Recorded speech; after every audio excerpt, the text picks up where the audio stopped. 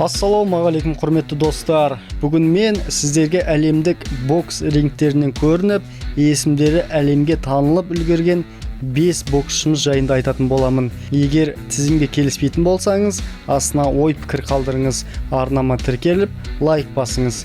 Кеттік ендеше. Садриддин Ахмедов, лақап аты Қазақ сарбазы. 1998 жылы 31 қаңтарда Түркістан облысы Жетісай қаласында дүниеге келген. Бірінші орта салмақта өнер көрсетеді. 2017 жылы канадалық промоутерлік компаниямен келісімге отырады. 2018 жылы кәсіпқой бокста бірінші жекпе-жегін өткізіп, мексикалық Тони Баррерасаны 31 секундта нокаутқа жібереді. Содан бері 12 жекпе-жек өткізіп, соның 12-сінде жеңіске жетіп, оның нокаутпен жеңген. Жастар арасында WBC US World тұжырымы бойынша әлем чемпионы, WBC Азия, WBA Continental, WBC Francophone тұжырымдары бойынша чемпион.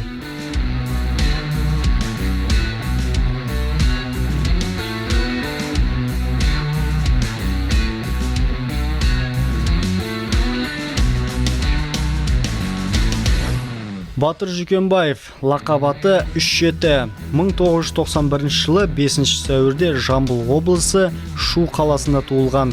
Жеңіліп көрмеген 63,5 келі салмақ дәрежесіне өнер көрсететін Қазақстанның кәсіби боксшысы.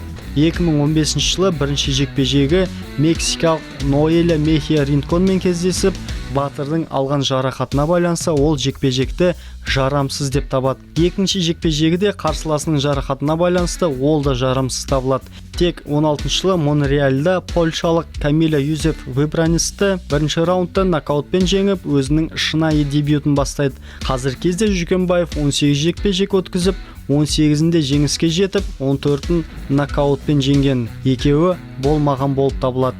WBA Continental, IBF Intercontinental, IBO Intercontinental, WBC Continental Americas чемпиондық титулдарының иегері.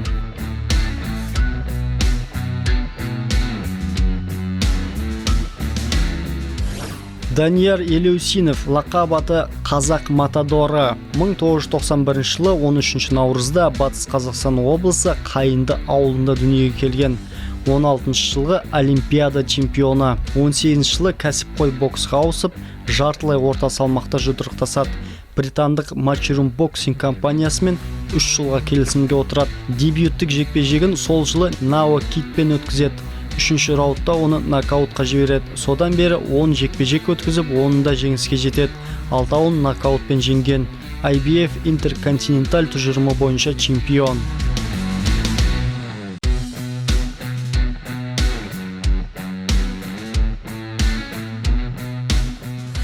Қанат Ислам, лақап аты Қазақ. 1984 жылы 13 қыркүйекте Қытайда Шыңжаңда туылған. 2010 жылға дейін Қытай атынан жұдырықтасып келген. Сол жылы Қазақстанға көшіп, 11 жылы еліміздің азаматтығын алады. 2012 жылы қыркүйекте кәсіпқой боксқа ауысып, сол жылы алғашқы жекпе-жегін өткізіп, жеңіске жетеді. Осылай қазіргі кезге дейін 28 рет рингке шығып, барлығында жеңіске жеткен, соның 22-сін нокаутпен жеңген. WBA Intercontinental, WBO NABO, WBO Intercontinental, WBA FIDE Кариб чемпиондық титулдарының бірінші орта салмақта иегері. Қазіргі уақытта Қанат Ислам 2 жылдық үзілістен кейін орта салмаққа көшіп, осы жылы эквадорлық боксшыны нокаутпен жеңді.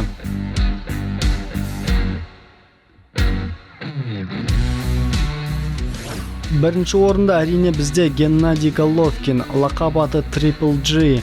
Ол 1982 жылы 8 сәуірде Қарағандыда туылған. Орта салмақта өнер көрсетіп жүрген кәсіпқой боксшы. Меніңше Головкиннен кейін көптеген қазақстандық боксшылар әлемдік ареналарға шыға бастады. Себебі Гена әлемдік рингтарға шығуға болатынын көрсетті. Ең бірінші жекпе-жегін 2006 жылы өткізді. Big Drama Show деп шығатын Гена шынымен үлкен драмалық шоу жасап, қарсыластарын нокаутқа жіберіп отырды. Жалпы саны 43 жекпе-жек өткізіп, 41-де жеңіске жетіп, соның 36-сын нокаутпен жеңген. Біреуінде жеңіліс тауып, біреуінде тең аяқтаған. Қазіргі кезде IBF және IBO чемпиондық белбеулерінің иегері. Алдағы уақытта тағы да Big Drama Show ұйымдастырады деп ойлаймын.